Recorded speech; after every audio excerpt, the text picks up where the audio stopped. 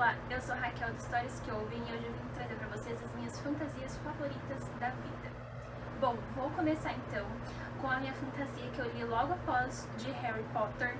Harry Potter não vai estar nessa lista, tá, gente? Porque assim, eu gosto de Harry Potter, eu gosto de Harry Potter, eu amo Harry Potter, eu amo Harry Potter, mas eu acho que existem fantasias que eu li ao longo da minha vida que são mais favoritas pra mim do que Harry Potter. Por favor, não me cancelem, tá bom? Então vamos lá. Depois que eu li Harry Potter foi um dos primeiros livros que eu li na minha vida. Depois que eu li Harry Potter, eu li a saga inteira de Harry Potter, eu vim então com Eragon. Eragon, eu li, na verdade, eu não comecei Eragon por Eragon. Eu li primeiro Eudest, porque eu tinha assistido o filme na sessão da tarde. E aí tinha na biblioteca da minha escola, fui e li Eudest, que era a sequência. Depois de muitos anos, né, eu já adulta, vim e retornei lendo o Eragon em si, o primeiro livro da série.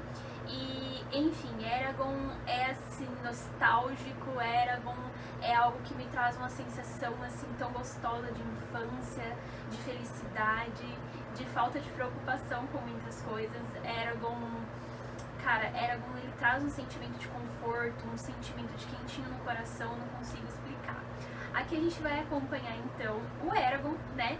No mundo onde ele vive, existiam-se muitos cavaleiros de dragão, eles eram prósperos, eram eles que governavam toda a Lagásia, né, que é o universo onde o Eragon vive. Porém, um deles, o Galbatorix, fica do mal, acaba matando todo mundo, pra ele ser o único cavaleiro de dragão do universo. Só que restam 3 ovos que não chocaram pra ninguém, né? E esses 3 ovos estavam em poder do Galbatorix, porque ele achava que esses ovos iriam chocar ali pra ele ou pra alguma pessoa próxima a ele, pra ficar fazendo parte do exército dele. Mas não é isso que acontece, né? O ovo é roubado e acaba por acidente parando no caminho do Eragon. O Eragon vai e recolhe esse ovo, porque o Eragon é pobre como a gente. E ele vai o quê? Ele vai querer vender o ovo para ganhar dinheiro e comprar comida, mas ninguém decide comprar o ovo, né? Acha muito estranho, não quer comprar o ovo e ele fica com esse ovo, achando que é uma pedra preciosa, enfim. Meses depois, esse ovo acaba chocando e é um dragão, né? Nesse universo, os ovos de dragões só chocam para aqueles que eles sentem uma conexão, que eles sentem que pode ser o seu cavaleiro de dragão. E a Saphira aqui, então, ela choca pro Eragon. E aí a jornada do Eragon vai começar, ele vai ser introduzido nesse mundo de Cavaleiro de Dragão, ele vai ser introduzido em toda essa treta. Muitos povos querem ter ele como aliado, muitos povos querem ter ele como inimigo, e ele vai tentar assim se descobrir nesse caminho quem é Eragon, o que o Eragon quer e não o que as outras pessoas querem, né? Porque, como a gente sabe, foi um grupo de pessoas de rebeldes que roubou esse ovo, e esse grupo de pessoas acredita que o Eragon vai ajudar eles a derrubar o rei. Mas será que é isso que o Eragon quer? E a gente vai descobrindo isso ao longo da saga inteira. Então o Eragon, assim, é um quentinho no coração, é uma felicidade, é um amor. Eu amo muito Eragon. Logo depois, então, na minha adolescência, né, na minha fase feliz, eu li O Hobbit. Não foi nessa versão que eu li, obviamente, aqui é a versão fina e chique do Hobbit. Eu li naquela versãozinha capinha azul maravilhosa que eu tenho aqui também, inclusive tá aqui nesse cantinho, ó, ele vem aqui. E assim, o Hobbit pra mim, gente, foi, nossa, eu não consigo nem dizer. Eu conheci a escrita do Tolkien através do Hobbit. Eu sei que muita gente não gosta, que muita gente acha a escrita do Tolkien muito detalhista, que muita gente acha a escrita do Tolkien muito complicada, mas pra mim a escrita do Tolkien é como voltar pra casa, assim como Eragon. Eu sei que, lógico, né, a gente não pode comparar o Christopher Paolini com o mestre Tolkien, né, o Christopher Paolini. Ele escreveu Eragon com apenas 15 anos, o Tolkien, ele era professor de linguística, então tem toda uma construção de universo, muitos universos, inclusive o de Eragon, são inspirados nas histórias do Tolkien, porque o Tolkien é o pai da Terra-média, então, assim, o Tolkien é tudo pra mim. E o Hobbit é tudo pra mim, eu amo esse livro de paixão. Esse é o meu livro favorito da vida. Se eu for, assim, colocar, sei lá, todos os livros que eu li numa pilha e escolher o meu livro favorito da vida, eu com certeza vou escolher o Hobbit.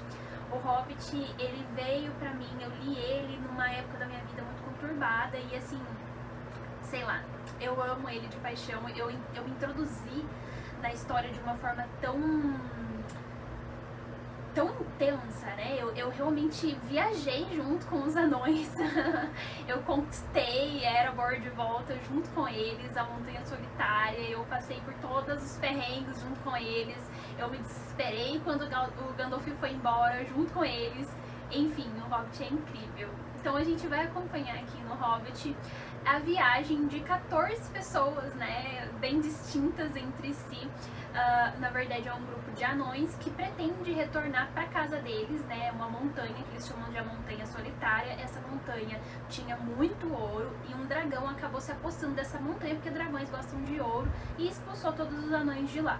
E a gente vai acompanhar anos depois, milhares de anos depois, se eu não me engano, eu acho que uns 200 anos depois, né, os dragões e os anões vivem por muitos anos e depois de muito tempo é que esses anões, né, resolvem voltar e tentar conquistar essa montanha de volta. Eles sabem que existe uma profecia envolvendo o momento que eles estão na história e que é muito propícia para que eles possam voltar para a montanha e reconquistar o que é deles. E essa companhia é chamada de a Companhia do Thorin, Escudo de Carvalho, que é o neto do rei, né, que reinava nessa montanha na época que o dragão se apossou da montanha. E aí a gente vai acompanhar o Gandalf famoso aí nas histórias do Tolkien. A gente vai acompanhar o Gandalf então reunindo essa companhia para que eles possam reconquistar Erebor, que é a Montanha Solitária.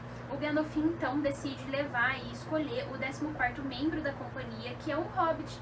Um Hobbit é uma criaturinha pititica que vive no condado, são criaturinhas que prezam muito pelo lar e pela comida e pela paz de espírito. Eles odeiam aventuras, mas o Gandalf sabe que o Hobbit específico aqui dessa história, Bilbo Bolseiro, tem um pezinho ali no desesperador, tem um pezinho ali na aventura, e ele vai levar o Hobbit junto, e a gente vai descobrir que essa foi uma das melhores escolhas que o Gandalf poderia ter feito pela companhia, e o Hobbit vai ajudar muito os anões a reconquistarem a sua terra. Esse aqui pra mim, gente, é tudo. Eu gosto muito. Eu tenho inclusive uma mania interna de reler o Hobbit todo ano. Então, isso eu comecei, se eu não me engano, em 2020, já tô indo aí pro meu 4º ano relendo o Hobbit todos os anos. Teve anos que eu não li nada, e só li o Hobbit porque, enfim, é um quentinho no coração, é uma perfeição de história. Eu tô terminando de reler ele esse ano aqui de 2024 e a gente vai partir pra 2025 e vamos ler ele novamente porque o Hobbit é tudo de bom, amo muito. Depois então a gente tem outro clássico, né? Por enquanto a gente só tá falando de história clássica que todo mundo conhece, que todo mundo em algum momento teve, assim, em algum momento viu esse livro, se não já leu esse livro, né? Então a gente tá falando aqui de Cidade dos Ossos de Cassandra Clare. Logo após a minha introdução nas fantasias medievais, eu comecei a ser introduzida então nas fantasias mais modernas. A Cassandra Clare, lógico que eu não li logo após que eu li Hobbit, tá, gente? Pelo amor de Deus, Cassandra Clare eu fui ler muito mais pra frente, eu já tava entrando ali na minha adolescência em si, né? Eu acho que eu tava com uns 16 anos, 17 anos, eu fui ler Cassandra Clare. E Cassandra Clare, durante muito tempo, foi uma das minhas autoras favoritas, juntamente com Tolkien, olha só, né? Porém, hoje em dia, eu não tô muito mais na vibe Cassandra Clare, sabe? Os últimos livros que eu li dela me decepcionaram muito, eu achei que não tava... Sabe, parece que ela parou no tempo, ela escreveu aqui a saga de Cidade dos Ossos e permaneceu nessa saga pra sempre, sempre com a mesma pegada, sempre com a mesma coisa de triângulo amoroso, com a mesma coisa de birrinhas, de briguinhas insignificantes entre os personagens, que você tem vontade de pegar um deles pelo pescoço e falar: acorda, meu filho, pelo amor de Deus, né? Enfim, então por esses motivos que hoje eu parei muito de ler Cassandra Clare. Eu tava lendo uma das últimas séries que ela lançou, que é Corrente de Ouro, se eu não me engano. Eu parei no 2º livro. Eu sinceramente não tô com muita vontade de ler o 3º. Eu sei que ela lançou também um outro livro que tem uma pegada mais New Adult, mas também não tô com muita vontade, sabe? Enfim. Mas eu não posso negar que na época, e que até hoje, na verdade, eu tenho um carinho muito grande pela primeira sextologia que ela escreveu, porque Cassandra Clare é um esquema de pirâmide, é isso, queira você ou não, é um esquema de pirâmide, né? Então, eu não posso negar que os Caçadores de Sombra permearam a minha vida por muito tempo. Foi anos da minha vida pra ler todos os livros dessa mulher, então eu tive que trazer aqui porque, com certeza, é uma das minhas fantasias favoritas. Eu continuo amando Cassandra Clare como eu amei antigamente? Talvez não, mas eu não tenho como negar que Cidade dos Ossos é uma das minhas fantasias favoritas. Então aqui a gente vai acompanhar a Claire, que ela é uma caçadora de sombras, mas ela não sabe disso. Ela vai ser introduzida nesse universo depois que a mãe dela desaparece. Ela vai conhecer o Jace, que é um caçador de sombras, assim, muito misterioso e gatinho, né, pra dizer o mínimo. E ela acaba sendo introduzida nesse universo, tentando achar a mãe dela. Ela vai descobrir muitas coisas pro meio, vai ter muita treta envolvendo ela e o Jace. São 6 livros de sofrimento, mas eu gostei bastante dessa série. Do terceiro livro pra frente, o terceiro é o meu favorito. É o meu favorito, assim, muito. Eu amo muito a pegada do terceiro livro quando eles vão pra Idris, né? É assim, minha saga favorita. Esse é o terceiro livro, é o meu favorito. Enfim, então eu gostei bastante do desenvolvimento dos personagens nessa saga principal dela. É algo que eu não vejo que acontece muito nas outras, talvez pelas outras serem mais curtinhas. Essa que tem 6 livros, você acompanha a Claire saindo do completo, sei lá, completo estado de ameba e passando para algo um pouquinho mais esperto. Então, assim, eu gosto bastante desses livros e eu indico muito pra você que quer uma fantasia aí gostosinha de ler, e você que gosta com certeza do esquema de pirâmide vai adorar os livros da Cassandra Clare. Bom, depois não podemos esquecer do clássico perfeito, maravilhoso, que com certeza foi, a partir do momento que eu li esse livro, a minha mente se abriu imensamente pra fantasia. Eu comecei a olhar a fantasia com outros olhos. Eu tinha muito a minha cabeça, né, como vocês viram até agora, com Eragon, uma fantasia medieval, sempre de jornada do herói, sempre que tudo terminava bem, sempre que todo mundo ficava bem no final, tinha uma morte ali ou outra, mas todo mundo ficava bem. E aí eu li então A Guerra dos Tronos. Gente, o que foi isso? Meu pai do céu! Quando eu li A Guerra dos Tronos, eu tava ali com os meus 17, eu acho que eu uns 17, 18 anos. E assim, nessa fase a gente acha que a gente sabe de tudo, que a gente, nossa. Mas eu li A Guerra dos Tronos e aí eu falei, gente, o que é isso? Eu sofri tanto, mas tanto com os personagens de A Guerra dos Tronos, que vocês não estão entendendo. Eu devorei essa série de livros até o 4º livro, assim, eu acho que eu li em menos de 3 meses todos os livros. Eu amei muito, muito, muito. Eu ganhei de uma professora esses livros porque o marido dela tinha trocado a coleção e não queria mais, e ela me deu, porque ela viu que eu sempre estava com um livro na mão, e ela falou assim, você gosta, mas que tipo de livro que você gosta de ler? E eu sempre fui apaixonada por fantasia, né? Eu gosto muito de ler fantasia. Não que eu não leia outros estilos, pra mim tranquilo, mas fantasia eu acho que é aquela que pega ali no coração. E eu falei, eu gosto bastante de fantasia. E ela, nossa, vou trazer pra você uma coleção. E até então, gente, eu nem sabia, eu nunca nem tinha ouvido falar da série. Já tinha série na época, hein? Olha só que loucura. Então eu nunca nem tinha ouvido falar da série, eu não sabia o que era Game of Thrones, eu não sabia quem era Martin.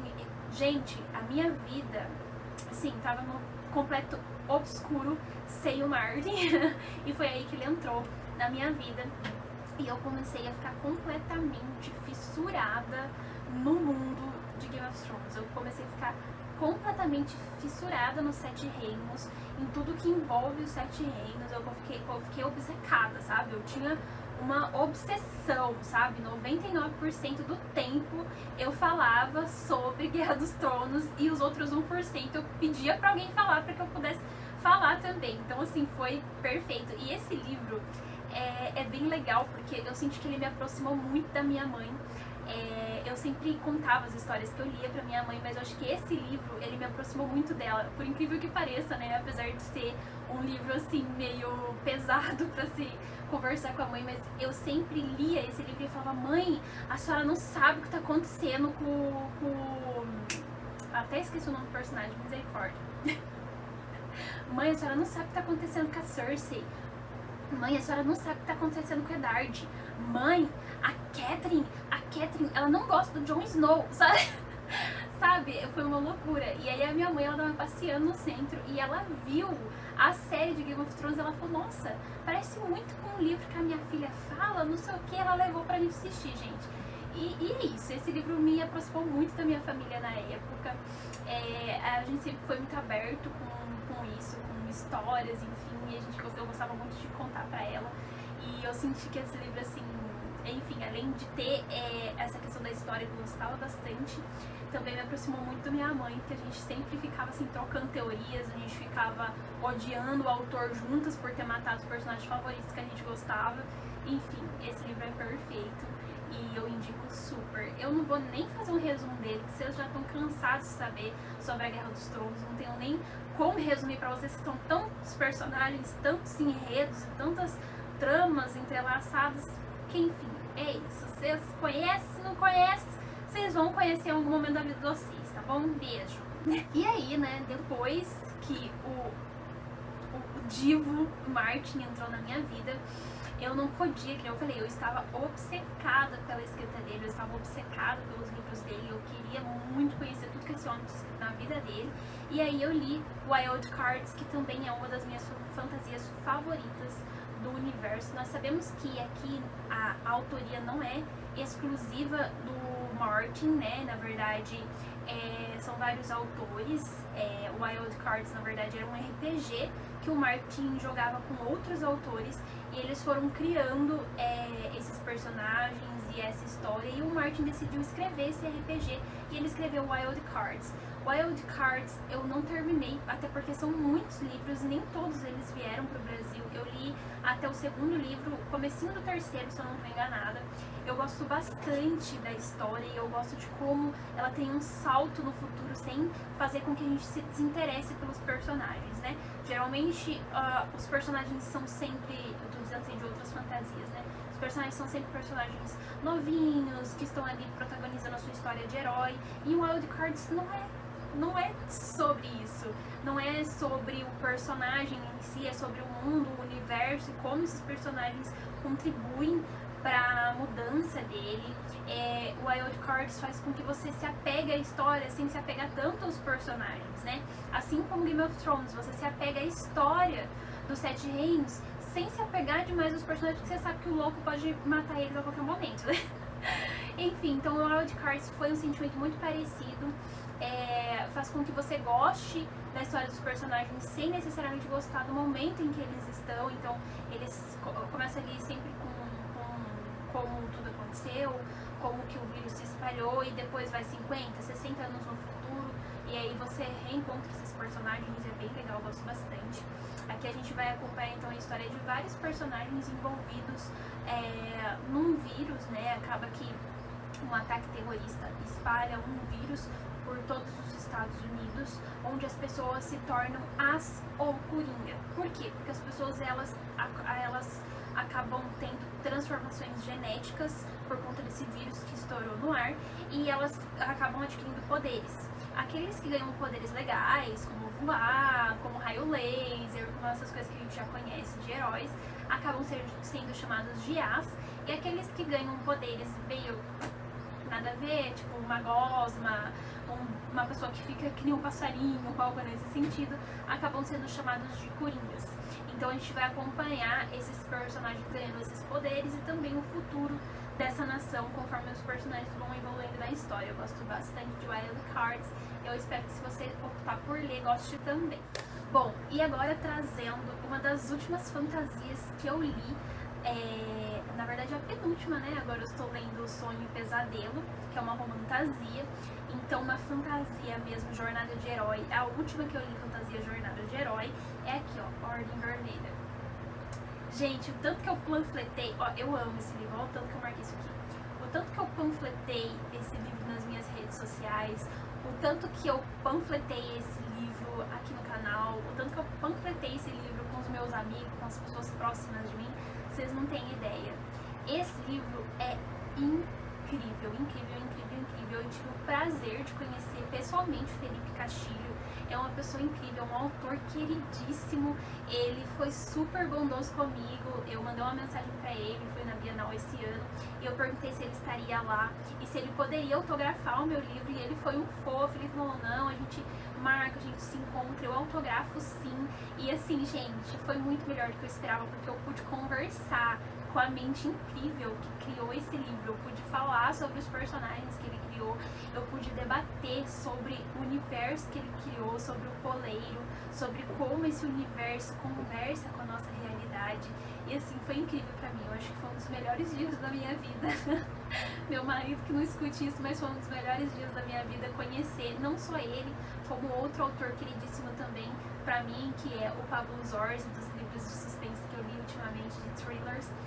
E assim, foi um dos melhores dias da minha vida poder conversar com as pessoas que criaram esses livros. Era um sonho desde criança conhecer um autor de verdade, né? Eu tinha muita vontade de ser autora quando era criança. E aí eu pude conversar com essas pessoas maravilhosas, eu fiquei muito feliz. O meu, inclusive, né, está completamente autografado. E ele autografou com uma frase, que é uma das minhas frases favoritas desse livro, que é quando uma personagem fala pra outra que tudo que elas podem fazer é se tornar fagulhas, né? Pode ser que elas não vejam a ação que as fagulhas delas vão gerar no universo, a ação que aquilo que elas fizeram vai desencadear, mas que elas começaram algo muito importante para o universo e que essas fagulhas também são importantes além do fogaréu em si. Então muitas vezes a gente não acaba fazendo parte do fogo, vamos dizer assim, a gente não acaba fazendo muita diferença, mas a gente inicia esse fogo. Às vezes a gente é a fagulha, a gente é aquela pessoa que põe aquela ideinha na cabeça e outras pessoas transformam aquilo em algo grande. Então, pra mim, essa frase pegou demais e ele autografou pra mim essa frase. Ele falou bem assim, ó, Raquel, somos fagulhas, um beijo do amigo Felipe Castilho. E eu amei demais, porque eu falei pra ele, eu falei, Felipe, nossa, eu gostei tanto dessa frase, e o quanto essa frase é poderosa, porque ela parece uma frase tão simples, mas é uma frase tão profunda, que me pegou de um jeito tão incrível. E ele foi lá no momento que ele autografou, ele escreveu, eu amei muito. Aqui a gente vai acompanhar então a história de vários personagens novamente. É uma típica jornada do herói, né? Então, nesse universo, os humanos acabaram desgraçando com tudo. Era um universo com vários seres mitológicos. A gente tinha gigantes, anões, sinfos, caorches, humanos.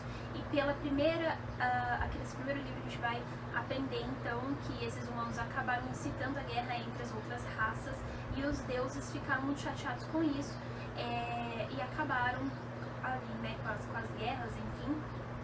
E os humanos foram muito prejudicados porque eles incitaram a guerra. Então aqui a gente vai acompanhar um universo assim totalmente destruído, né? Seria um universo pós-guerra, seria um universo um pouco de steampunk, assim, pelo menos eu imaginei ele sendo um universo meio steampunk, que é após essa guerra. E aí esses deuses que acabaram com essa guerra se unificaram numa única deusa chamada Una, e a gente vai acompanhar vários personagens questionando essa majoritariedade de poder da Una e como que ela é tão importante. Será que ela é mesmo tudo que ela diz? Será que realmente tudo aconteceu como ela diz? Será que realmente foi uma guerra entre as raças? Será que os humanos realmente incitaram essa guerra? Por que que eles vivem nesse universo tão pobre, tão vil e tão sujo? Por que que a deusa não se importa com eles? E eles vão começar a questionar isso até chegar no final trágico desse livro e a gente ser puxado para um livro 2. E assim, é incrível, eu recomendo muito essa fantasia, eu espero que vocês gostem. É uma duologia diferente de todos os livros que eu trouxe aqui, excluindo o Hobbit, que o Hobbit é um livro único, mas ele acaba abrindo as portas para todo o universo do Tolkien, né? Aqui não, aqui a gente tem uma duologia apenas, então esses livros vão acabar no volume 2 e só, fica bem fechadinho, é bem lindo, bem maravilhoso. Eu espero que vocês leiam e espalhem essa preciosidade pelo universo, porque ela merece muito. Felipe Castilho é um dos autores assim surpresas desse ano e que eu tenho ficado cada dia mais apaixonada na escrita dele. Eu li então Ordem Vermelha dele esse ano, li o segundo de Ordem Vermelha e li também Serpentário. E assim, eu amei muito a escrita de Felipe Castilho e eu tô super panfletando ele pra vocês. E é isso, gente. Esse é o vídeo. Eu espero que vocês tenham gostado.